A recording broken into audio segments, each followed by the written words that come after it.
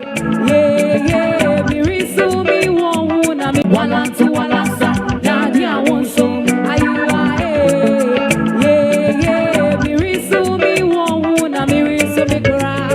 Mambo, daddy I want so. Ayiwa, yeah, me risu mi won't mi risu mi kura. Walatu Walasa, daddy I want so. Di papa kwe. Hello again, and welcome to Walatu Walasa, your Labour Digest program here on Clock TV Beyond the Policy. I am your host, Edmond Akwe. You can watch Clock TV on our social media handles, Twitter, Facebook, YouTube, and also on TikTok. Today, we turn our spotlight on the Ghana Registered Nurses and Midwives Association, GRNMA. They trace their roots to the early post-independence era when professional nurses and midwives in the Gold Coast began organizing to promote their welfare and professionalism. The Ghana Registered Nurses and Midwives Association represents the pulse of our healthcare system.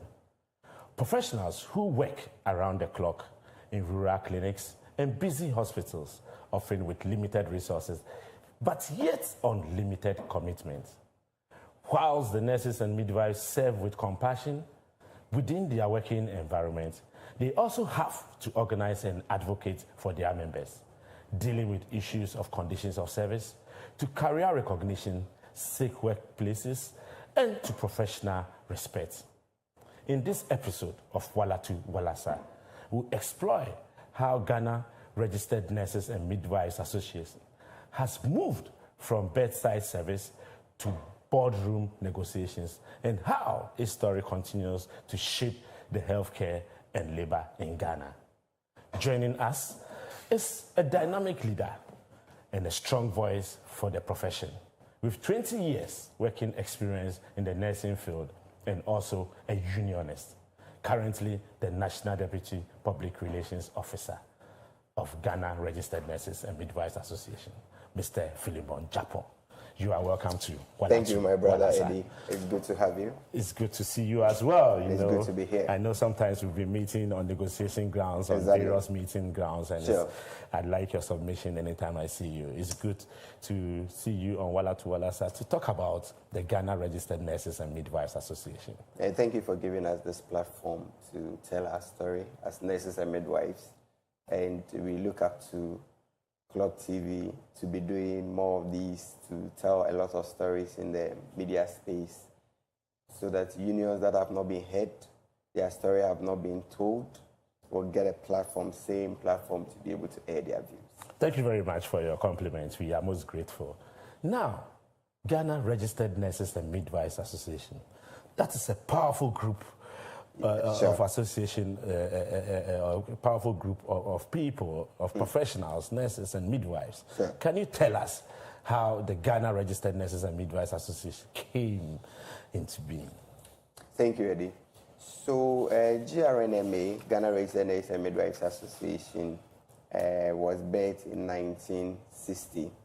And before I continue to give the history, let me salute our president, Mrs. Pepe Shoforiam. Very well. The Obaya Center of our time. She did a marvelous work when she took over office in 2019. Very well. She put together a team which was headed by Prof. Lydia Aziato. She was then the Dean of School of Nursing at Legon. To put together the history of GRNMA in a book so that we can almost always refer to this history. And in coming here, I came with a copy of the book. That's what I'm There's holding. a picture. There's a picture of the first president of GRNMA, Dr. Dosiana Kise, Angelina Kise. Angelina Kise, yeah. I'm going to speak briefly about her. Yeah. Well known. In fact, she was on the currency, the 10 cedi notes. Back then. Back then, in yes, 1960. yes. It shows how the country revered nursing and midwifery, and it's unfortunate now they are not taking us more serious like before. Very well. So this book came to being through the due diligence that Mrs. Perpetual Frampofor did. The group led by Prof. Lydia Aziato, who is a writer, very well, was commissioned, and then each region was also co-opted.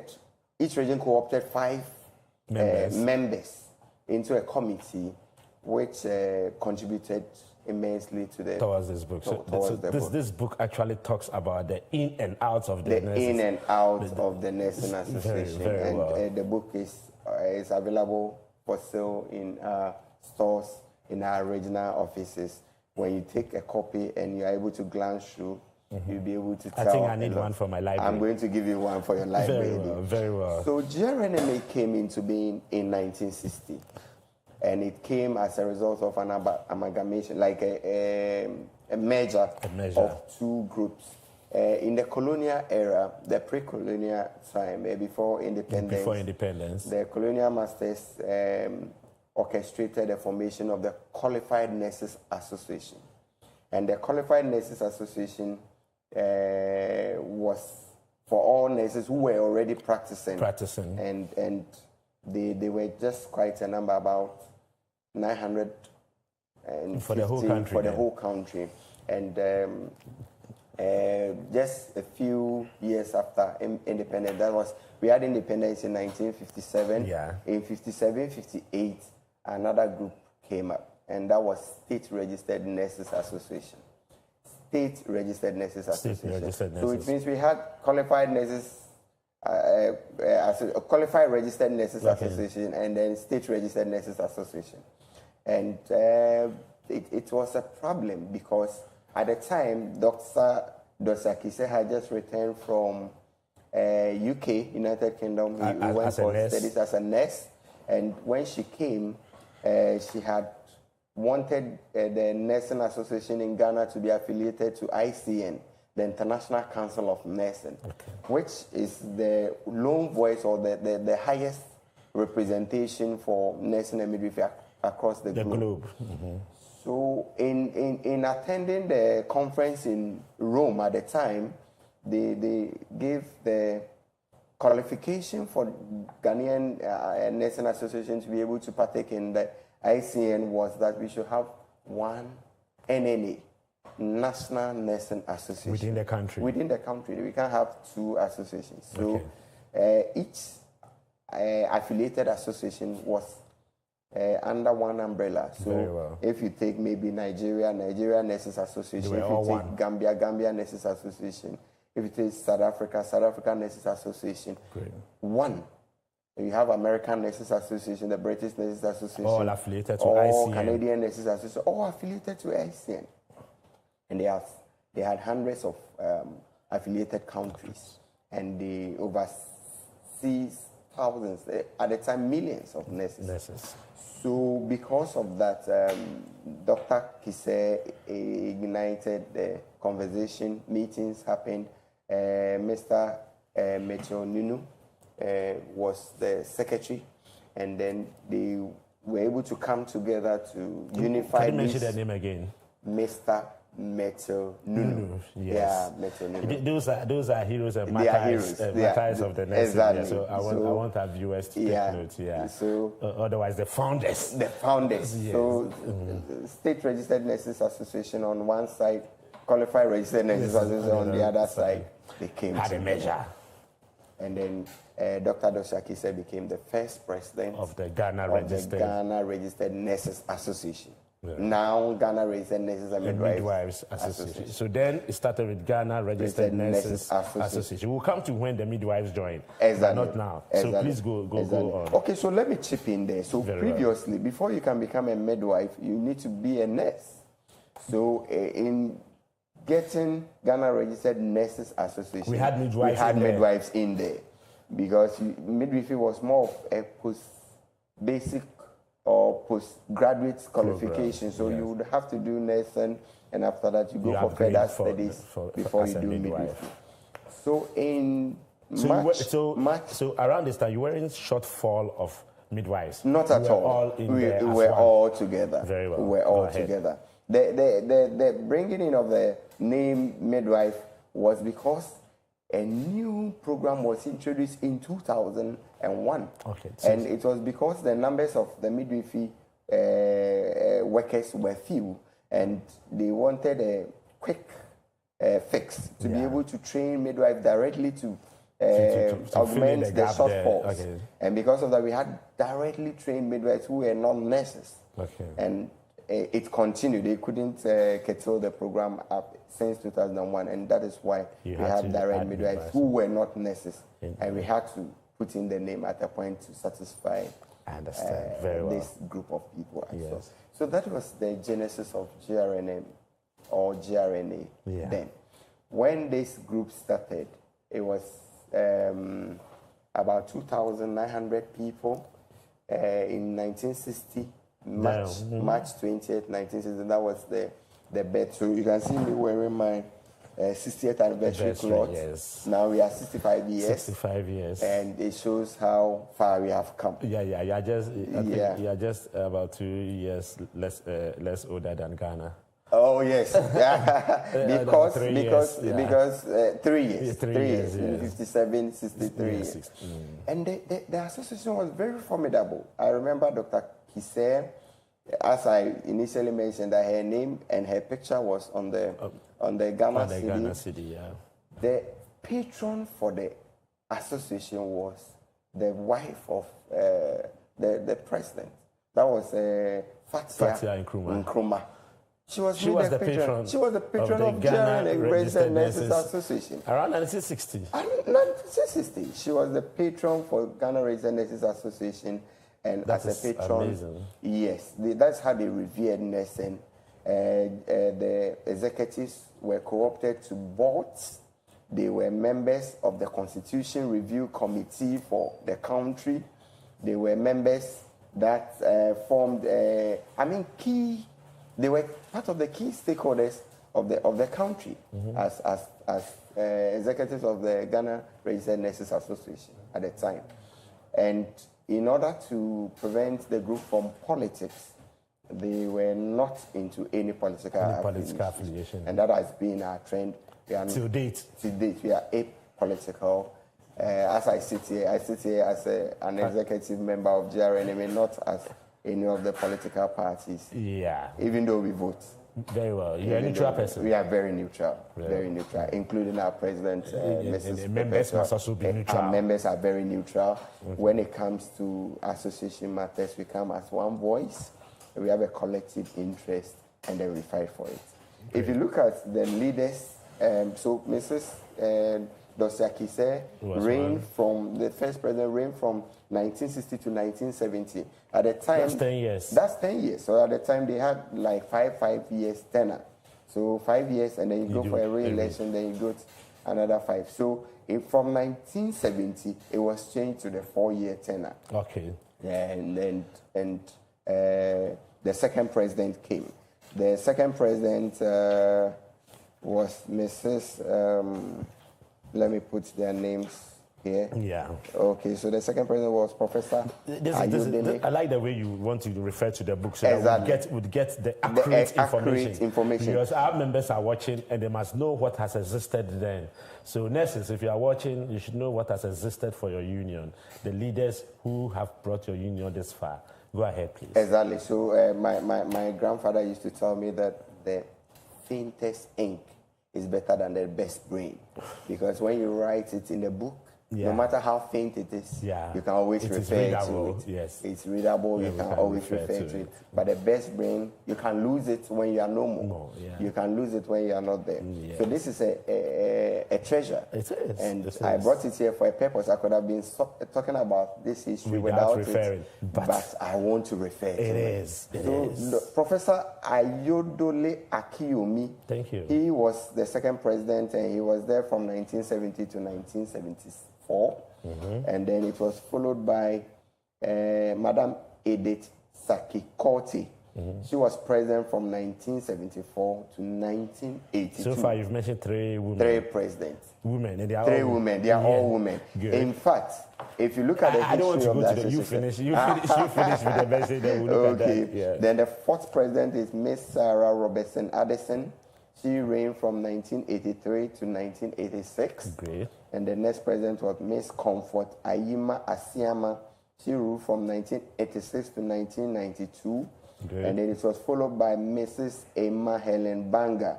She ruled from 1995 to 2003. Okay. And then the 1995 yes, to 2003. Yes, that's like 8 years. 8 years. Yeah. And then Mrs. Alice Dakwan Asare Alot, I know you know that one very well. Very well. She reigned from 2003 to 2011. Yes. I was privileged to serve in Auntie Alice's administration as the regional secretary. You were very, very young there. Very young there, very young. Yes. Very young there. I was the regional secretary for enthused. Western region, very enthused. And I remember her in one of the meetings. I was with David. You remember David Tinkran, now yes. General Secretary. He said, you two, young men, look at your faces. You need to learn and you need to study and you need to observe so that tomorrow you become leaders of the association. And I don't know whether it was a prophecy. And years down the line, we have become national executives. You were a good listener and you were a good, exactly. We used to ask a lot of questions at the time. Why can't we do things very speedily? Why can't we take on these actions? Yeah. And she was cautioning us that we need to learn, we need to read, so that tomorrow we can become leaders. Very well. All right. So after Mrs. Alice Dakwan Alote came Dr. Kweku Asante Krobia.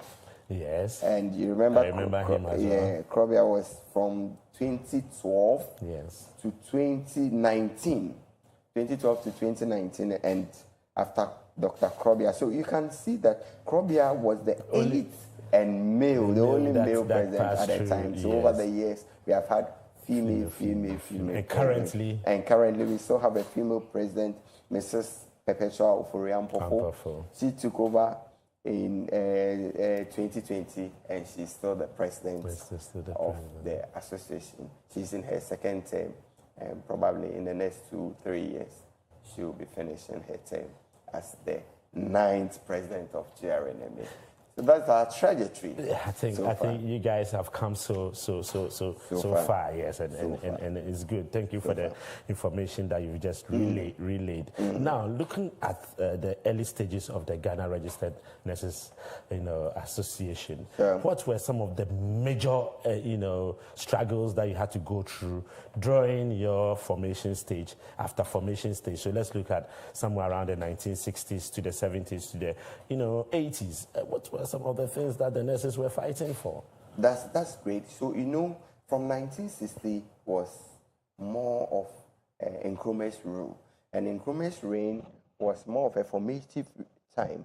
A lot of the structures were being formed. A lot of issues about salaries, conditions of service were under negotiation. So you can see from the time the leaders were going through a lot of difficult times, trying to press home good salaries for nurses and midwives. However, I think that being held in high esteem and having the patron, the first president didn't have a lot of difficulties with issues about salary negotiation. The president was able to remunerate them in a way. However, when you look at the subsequent presidents, they had very tough time. So GRNMA in 1973 embarked on strike action. It was a major one? It was a major strike. A very big one. A major strike action. In fact, we started the strike action from IK Achampon's time. Okay. Remember the Unigov? The Union government. Yes, the Union government. That was our first strike action. If you look at the reason for the strike action, you realize that conditions of service were part. Number one. We were looking at the fact that unions were not given proper remunerations, and unfortunately, the government at the time didn't see the need for that. Yes. And then, if you look, it carries on. GRNMA embarked on strike action, so it has been written here. Okay. I want to read it so that for the benefit of our members. Yes. It says, industrial action is the employee's cessation of work or refusal to work or to continue to work for the purpose of compelling the employer to agree to conditions of work that could not be achieved through negotiation. That is what ICNC's industrial action is. The first industrial action by the association was in 1973, as I mentioned, when all professional bodies came together to protect the formation of the union government in March 1978. And this went on with 1989. There were other industrial action, and these events were on negotiations. Then 1992, there was an industrial action. 1999, there was an industrial action. 2003, yes, before 2005, 2006, 2020, and then the current one. I'll touch on each of them. We'll go for a break. Viewers, I think this is getting more interesting. We're going for a break, and when we come back, we'll continue with this very interesting conversation on the Ghana Registered Nurses and Midwives Association. We'll be right back. Walatu, Walasa, Daddy, I want some. Mirisu mi wonwu na mirisu mi kra. Mambo Daddy, I want some. Mirisu mi wonwu na mirisu mi kra. Walatu, Walasa, Daddy, I want some. Welcome back, viewers, and we are on your show, Walatu, Walasa, your Labor Digest program here on Clock TV. We have in our studio Mr. Philemon Japon, the National Deputy Public Relations Officer for the Ghana Registered Nurses and Midwives Association. Mr. Japon, thank you very much. And before we went on break, you had outlined a number of strike actions that happened within the Ghana Registered Nurses Association as an association, the number of strike action they had against the government. Can you give us one of the major ones that really took place and what really happened and what was the purpose for that strike action? So the major strike action at the time happened in 1992. 1992, and it happened from the 13th of May to the 26th of June. That is 6 weeks solid. 6 weeks of strike action. Strike. That is the longest strike in the history of what was the purpose of the strike? It was on conditions of service. Same conditions of service. And it was as a result of the government's, the employer at the time's failure to heed to the plight of the leaders. They had earlier on declared a strike for a week, and they were called back to a negotiation table, and the discussions went on for some time, and then the employer failed to heed to the demands of the leaders, and they declared a strike action. And that was who was then the president? 1992. We should go back to the history that we were telling. I think it was a lady. So that's why it's good to it was a lady. 1992 was Mrs. Comfort Ayima Asiama. Good. She ruled from 1986 to 1992. It means that getting to her end of tenure. She was just she has to achieve something. She has to achieve something for nurses and midwives, and she felt that the employer shouldn't take us for granted. And they went on a very long. If I could recall, it means that 1992 was our early year of the Fourth Republic. Exactly. We had just moved from military rule. I'm sure they might have gone during the military, but not so long, because at that time military rule. Yes. So if you look at our history, even if you look at the 89, the leaders at the time were being pestered by the security agencies. They were just running haters that are looking for the president, looking for the so there was some national kind of executive intimidation in a way, looking for them to arrest them, to imprison them. So in those times, it wasn't very easy to be a union leader. I think civilization has helped all of us. We have moved from the days of intimidation, imprisoning union leaders, maltreating them into a bit of human rights. The civilization, so people are shunning from abuse and all that. But that was the major strike for the Ghana Registered Nurses. In fact, the strike was called off by the employer, the government at the time, signing a memorandum of understanding on the conditions of service together with the Catholic bishops and the union leaders. So there had to be a religious intervention for the ministers. Had to come in Then the employer had to yield and the GRN had to use. So I'm sure they came into a certain fair agreement that, okay, so let's agree on this one and sign it off. And that is what's called of the 6-week strike action. That was a major one. It's rather unfortunate. I saw the 2005 strike action. I saw the 2006 strike action. Those ones were on the DHA, the additional duty hour allowance. Yes, yeah. Where nurses and midwives were being cheated. Meanwhile, they were doing majority of the work. Yes. And that led to the strike action.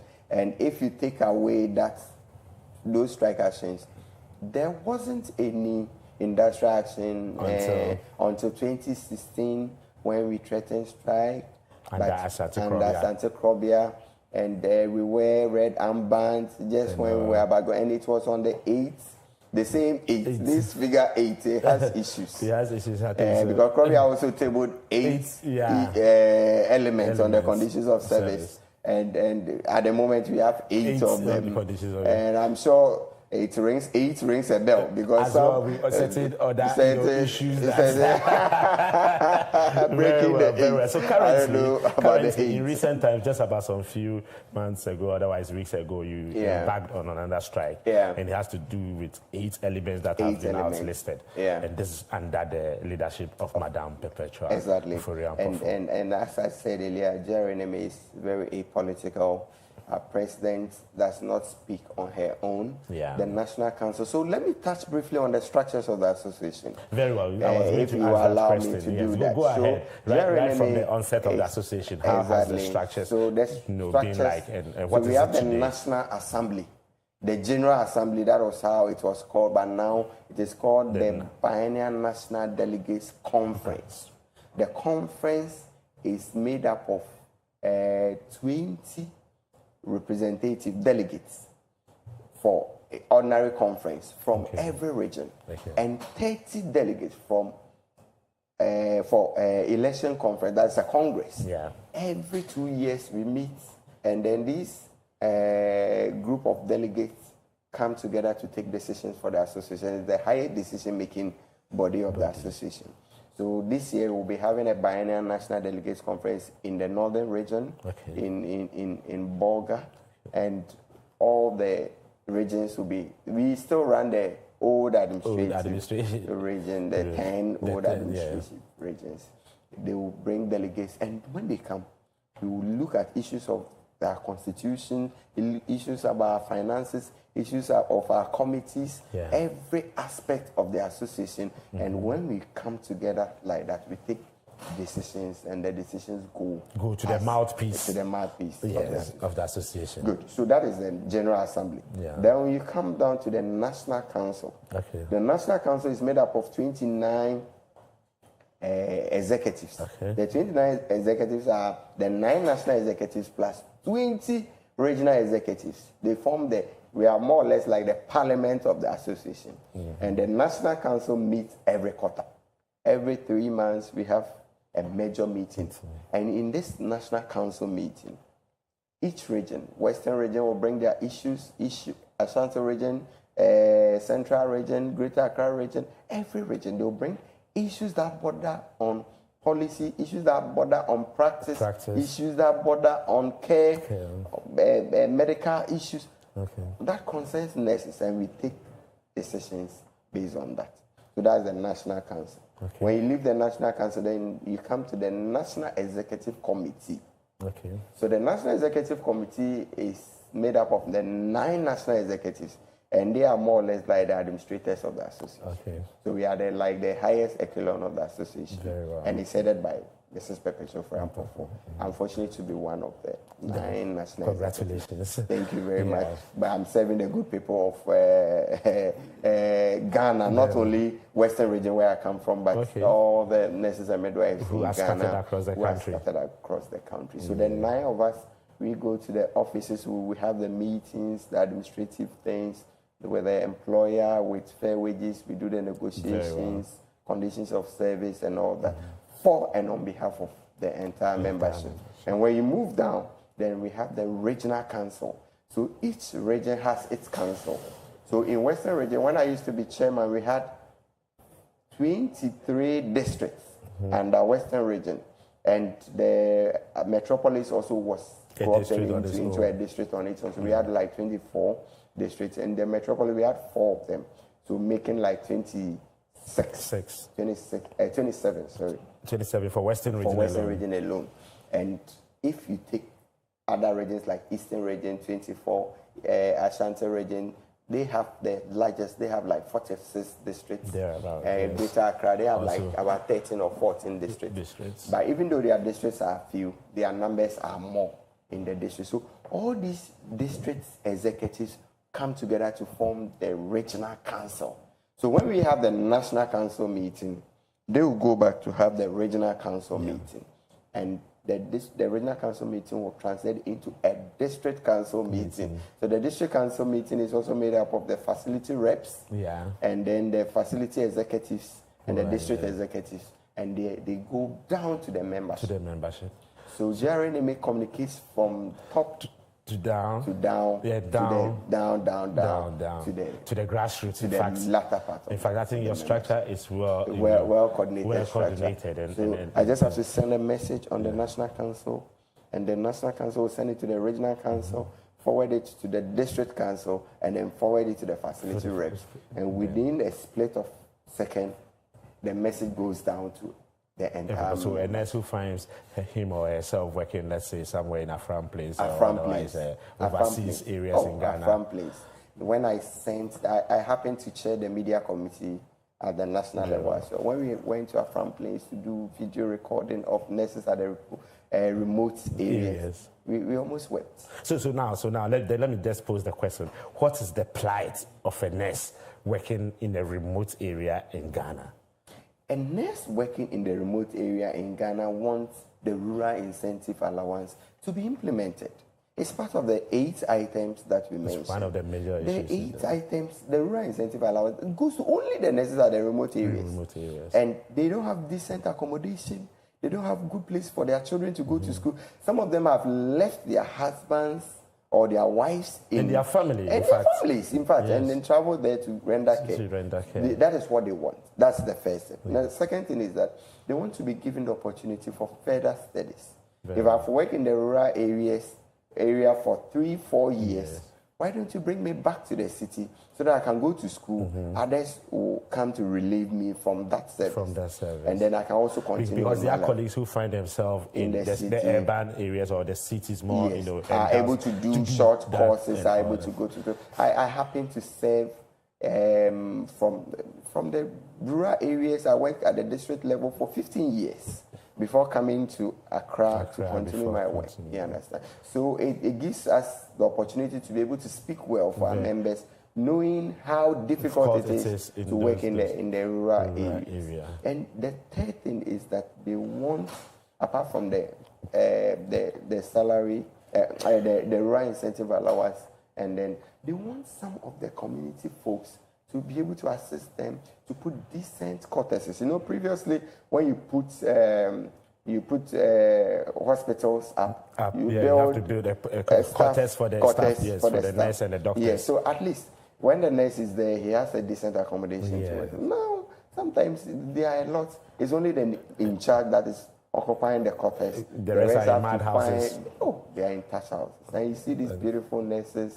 Talking about beautiful, struggling to get husbands, and all that, suitors and all that. It's not an easy thing. So I think that it's a policy shift that the employer needs to look at. The critical look at, so that we give them the hope that nurses sacrifice a lot, and we really admire. So back to our strike action and the communication. I want you to round up on that. Yes. So you can see that what led to the 6-week strike action was, I don't want to say intransigent, but I don't have any other word to use for a want of a better push out of the employer at the time, and we are hoping that we are not getting there. Because at the moment, this time around, we embarked on strike for over a week, and the death toll increased, the cry of the ordinary Ghanaian was too much. so bad. And, We are not like that. That's unlike and nurses. being committed to your work. Exactly. You have to, We are so committed to our work. In fact, we have sworn oaths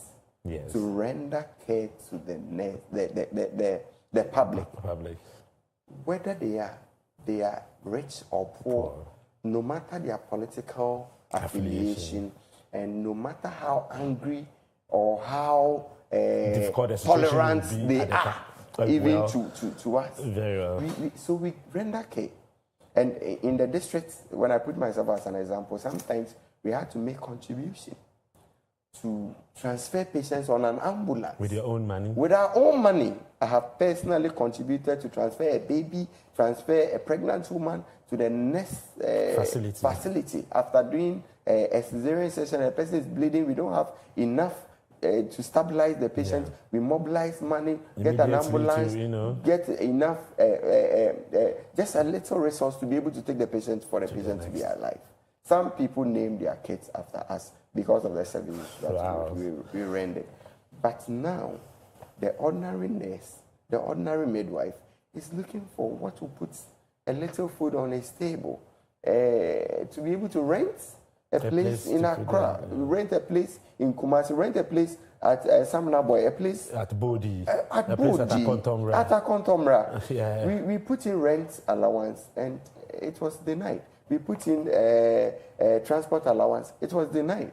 So what was granted us, the 8 items that was granted us, let's implement them and we'll have peace. When you have peace. Thank you. Can you tell us about your numbers when you look at the 4 corners of Ghana? Okay, so at the moment we have the total number of nurses and midwives. We have about 97,000 nurses and about 24,000 midwives. So together we are looking at roughly about 128,000 nurses and midwives. Wow, and they are all on the GOG payroll. 128,000 are on the GOG payroll. We have private nurses and midwives that are not on GOG payroll. They are practicing for SNAIDS, Bank Hospital, the private hospitals that we have in the country and in other districts as well. So they are not captured under GOG. Let's look at those under GOG.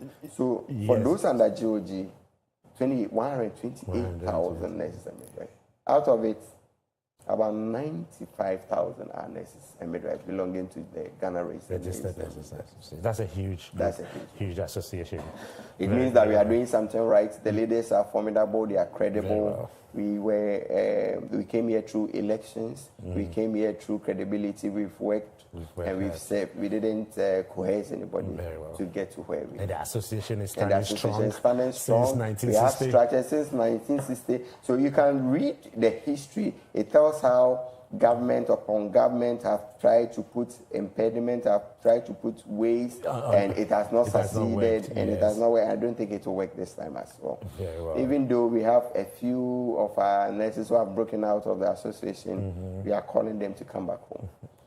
What we stand here for, looking at your good job, job is for nurses and midwives. As I sit here as Philemon, I will not take GRNMA away. Krobia didn't take it away.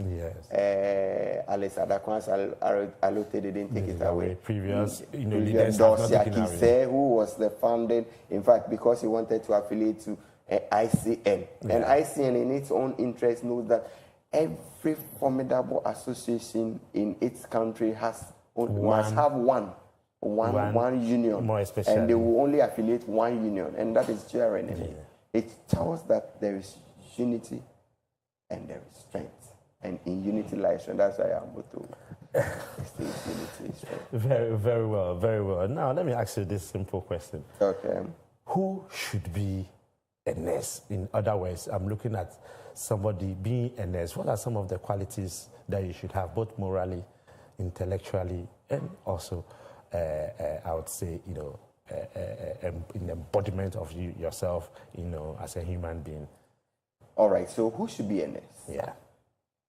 Eddie, when you go to the hospital, most times the doctor comes to do ward rounds if you are on admission for, let's say, an hour. In the typical district hospital, he goes round bed to bed, patient to patient, and after attending to you, he goes away. Yeah. You have nurses and midwives who will stay with you 24/7. 24/7. So if you have a nurse who is not intelligent, a nurse who is not skillful, a nurse who is ill-motivated, a nurse who is not committed to the work, then you are doomed as a patient. Okay. So for somebody to qualify as a nurse, for somebody to even want to be a nurse, you must be a passionate somebody. Very well. You must be caring. You must be tolerant. You must be courteous. Because a lot of the things that the patients will do to you are unpleasant. Yeah. Anybody who comes to the hospital, I worked in Confanoche. When I finished my rotation in 2005, I worked at Confanoche D5. D5 in Confanoche is where the most critical patients Are found and are cared for. And within a day, we can lose like 5 patients. The 5 people are dead. Like they bring them within an hour. This one is dead. We cover the person. We bring another person. Is dead. We bring another person. G5 is so difficult a place to work. I worked there for some time. And whilst I was there, I appreciated nursing and midwifery. If you have a good nurse, you are safe. Good. Because he's constantly at you. He's checking your vitals. He's writing the right thing. He's recording the accurate things. Decisions are being taken based on what he or she recording. Has written, yeah. Treatment, management, the kind of medications that the doctor will prescribe is constituting the right composition for you. Yeah. If the doctor makes a mistake, that is the reason why we learned anatomy, physiology. In fact, I was a good anatomy student. Oh, very well. I did very well in anatomy. So you got an award for that. Yeah, when I came for my MPhil at Legon, after my Bachelor of Science in Legon, the person who happened to be my tutor, anatomy tutor, was part of the panel for my MPhil interview. And when he saw me, he said, "Oh, as for this one, he will pass." Because he had backed your credits. Nurses are very intelligent. In fact, if you look at the qualification, you need to get Bachelor of Science degree in nursing at Legon. The least qualified person will have aggregate 8. Okay. It's unfortunate that some of the private schools do not take those standards into consideration. They take a certain grade line. Very well. We'll come back. Even that, you still have very intelligent people qualifying as nurses and midwives. And when you qualify, you have to even go back to learn skill. It's not about book. It's not about getting A or B. It's about a skill. There's a lot to it when it comes to be a nurse or a midwife. Viewers, we'll take a break, and when we come back, we'll look at the way forward for nurses in Ghana. Thank you. Walatu, Walasa, Daddy, I want some. Yeah. Mirisu, me won't, Mirisu, me cry. Mambo, yeah. Mirisu, me won't, Mirisu, me cry. Walatu, Walasa, Daddy, I want some. Welcome back, viewers, and we are on your show, Walatu, Walasa.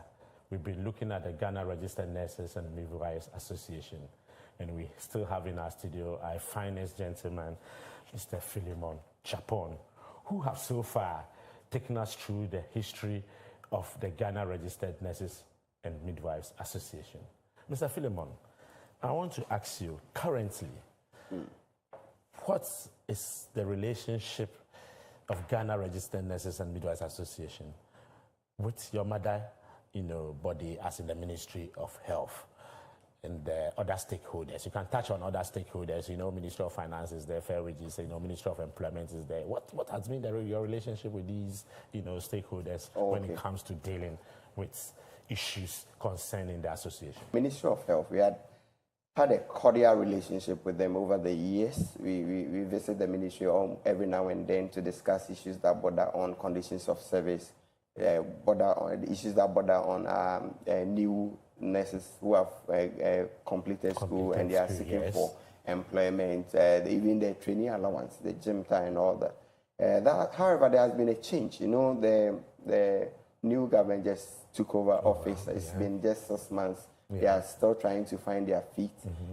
Even with that, we have visited the ministry like about a couple of times. 4 to 6 times. Okay. We've had meetings, we've had engagements, we had a Ketsikon, the minister, when he came to office, and we had series of discussion, even with respect to our conditions of service that had not been implemented.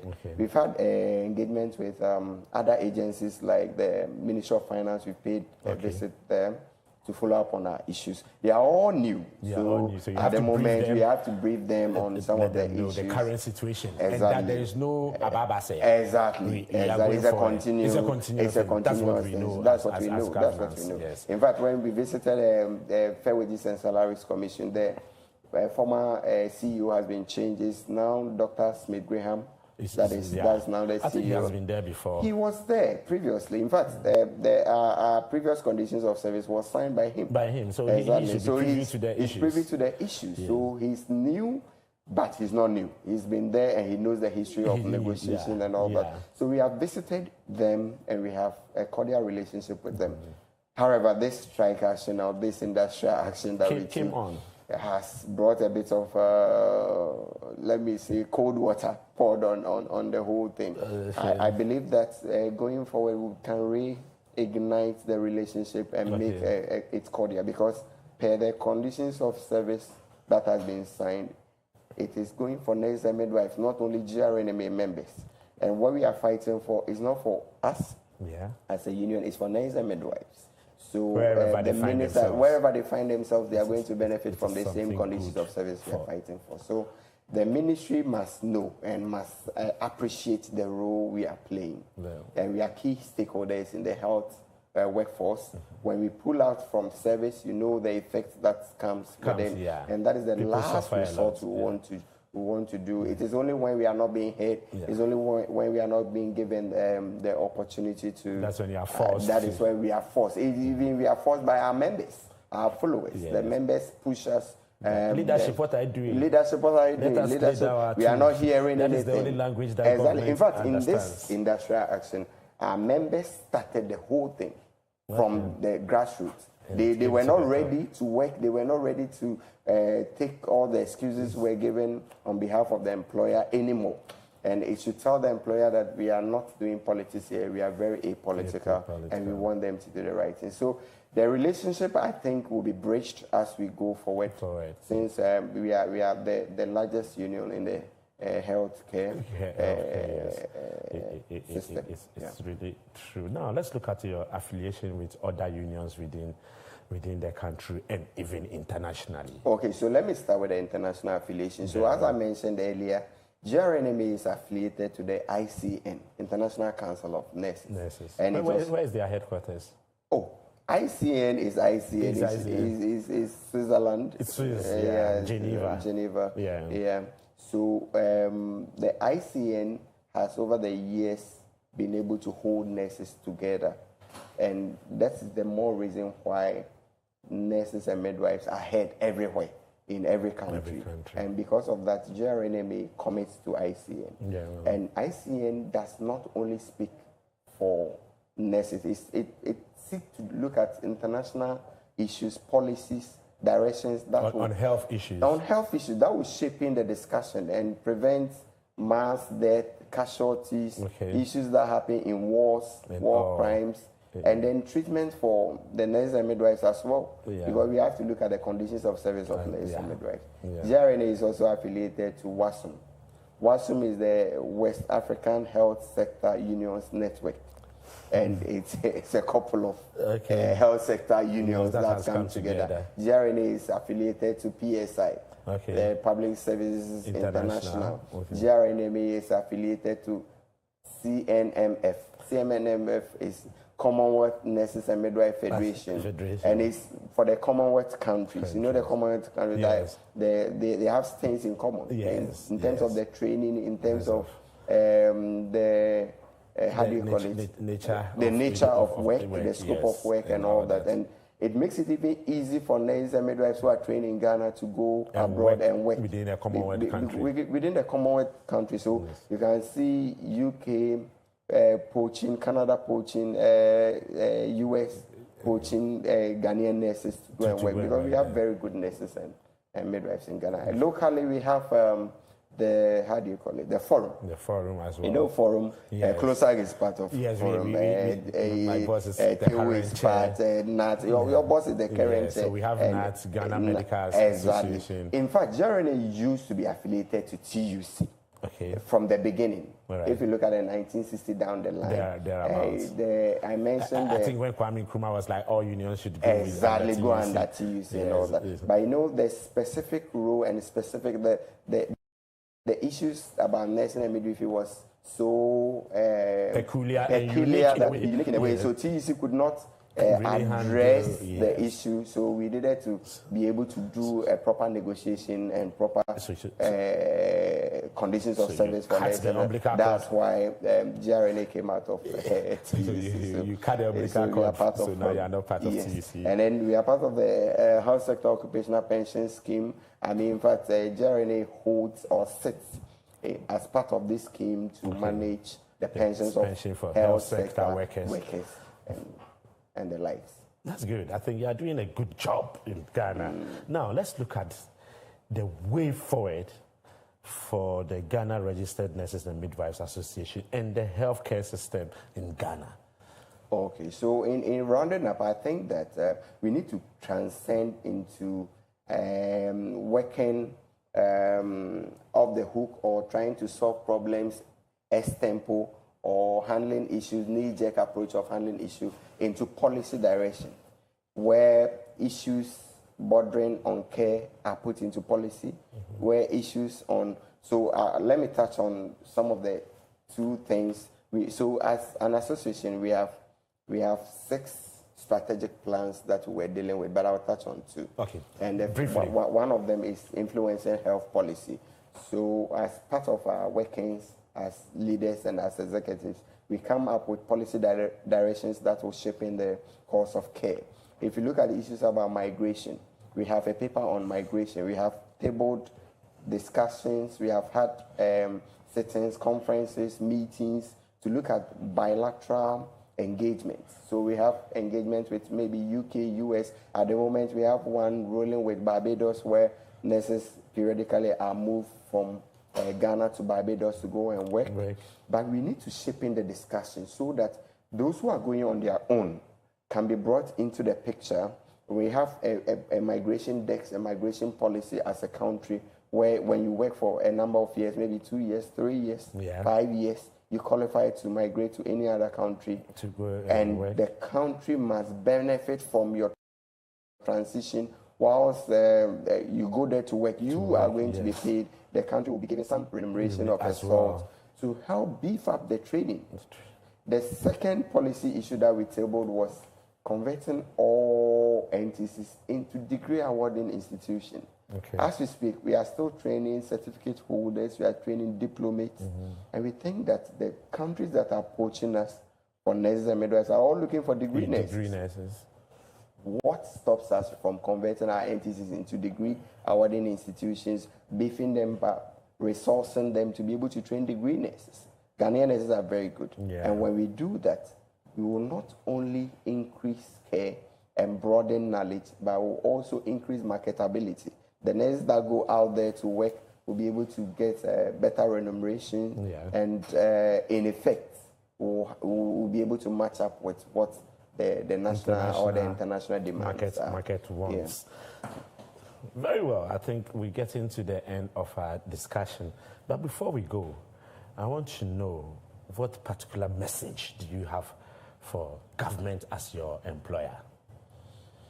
I want to tell our employer, our largest employer is the Ministry of Health, which has agencies under it, the Ghana Health Service, the charge institutions, that the association is apolitical.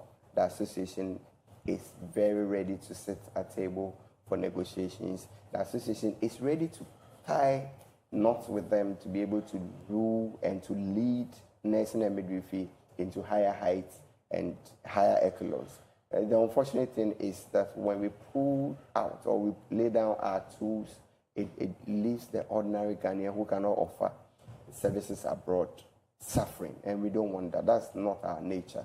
So we want them to heed to our plight as soon as we bring it on the table and be able to meet us halfway and be able to solve the issues that bother us on care. Very well. So this is a call on government to act before the nurses act on strike. Please do that for us. Now, let's look at your message for your members. Our members out there, as leaders, we will continue to work for you. We'll continue to guide and lead you into greater things. Our quest is that every Ghanaian nurse midwife will be well motivated to be able to deliver the care that they deserve to give at the remotest part of Ghana, wherever you find yourself. I want you to have trust for leadership, have trust for the people you voted for, and know that we are going to do a good job for you. And for those who have broken out of the association, the few people who have broken out of the association, there's no mistake in writing our, how do you call it, history, and having our logo and our motto being unity is strength. Please come back home. Let's have one formidable front, one formidable association that seeks to the welfare of the ordinary nurse, ordinary midwife out there. Thank you very much. Great. Well, viewers, all too soon we have come to the end of another interesting revelation of a powerful workforce, the Ghana Registered Nurses and Midwives Association, GRNMA. It is clear that the GRNMA has gone through struggles and challenges, and that their success today has not been on a silver platter. Mr. Philemon Japo, thank you very much. Thank you for having me. We are grateful for your insight and perspective. You've really shared a lot today, not only as a union leader, but as someone who carries and lived the experience of every nurse and every midwife who has ever fought and to be seen, heard, and respected. To our viewers, Walatu Walasa, it's not just a show, it's a mirror. A place where the unseen stories behind Ghana's workforce are brought to light. This has been your host, Edmond Akwe, and I leave you with this quote. We make a living by what we get, but we make life out of what we give. Thank you for joining us. Until next time, stay strong, stay purposeful, and be good to your work.